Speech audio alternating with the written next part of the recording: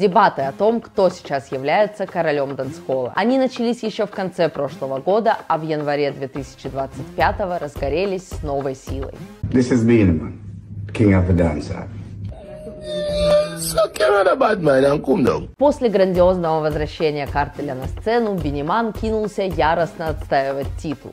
Даже выложил видео 10-летней давности, на котором его называют королем дэнс-холла сам Vybz. Beenie Man, you're king of the dancehall when you come out of your mother belly. Картель, по всей видимости, решил ответить чем-нибудь свеженьким и 17 января выпустил трек под названием I'm Out,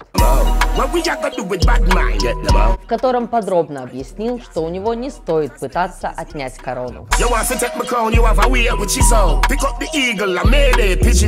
Пока Vybz и Beenie сражались за почетное звание короля, ветеран дэнс-холла Тони Маттерхорн посетил популярный подкаст The Fix и поделился там своими мыслями по теме. Действующим королем он назвал Масику, уточнив, что тот сменил на посту Попкаана. Beenie Man же, по его мнению, в свое время сверг с трона Elephant Man, который на самом деле правил дэнс-холлом, пока Beenie носил корону. По его мнению, титул чемпиона переходил из поколения в поколение, и когда-то им определенно владел Картель, но сейчас пришло время Масики. Тему активно обсуждают и другие ямайские СМИ, предлагая также короновать Шона Пола. Был даже разработан специальный список критериев, по которым стоит оценивать потенциальных королей. Видя всю эту суету вокруг главного дэнс-хольного титула, о себе поспешил напомнить и самый первый обладатель короны – Yellow Man. В интервью популярному изданию The Star он назвал себя оригинальным кингом и сказал, что никому не под силу его превзойти. Очевидно, намекая на то, что все современные исполнители изначально идут по пути, который он проложил для дэнс-холл диджеев еще в начале 1980-х годов. Напомню, что Beenie Man провозгласил себя королем дэнс-холла в 2004 году, выпустив песню под названием King of the Dancehall, а в 2009 был официально коронован на сцене знаменитого Reggae Sumfest. Картель забрал себе этот титул в 2016 году, находясь при этом в тюрьме.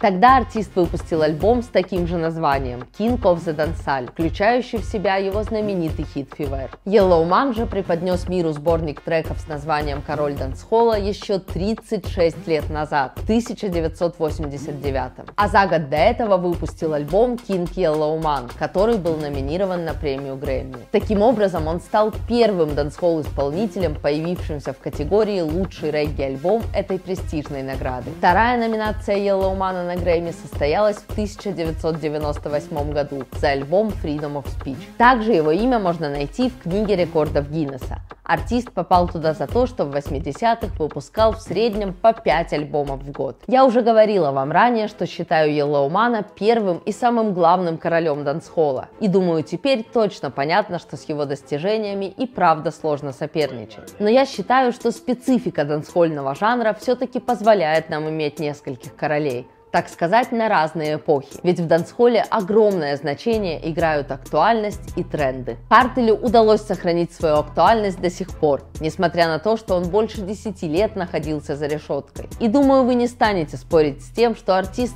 сам постоянно задает в дэнс-холле все новые и новые тренды. На мой взгляд, если кто-то и может претендовать на то, чтобы называться новым королем дэнс-холла, то только Vybz Kartel. И только при условии, что имя Yellow Man и его вклад в развитие жанра никогда не будут забыты. Буду рада почитать в комментариях и ваши мысли на этот счет. Не стесняйтесь писать. Jamaica, Jamaica!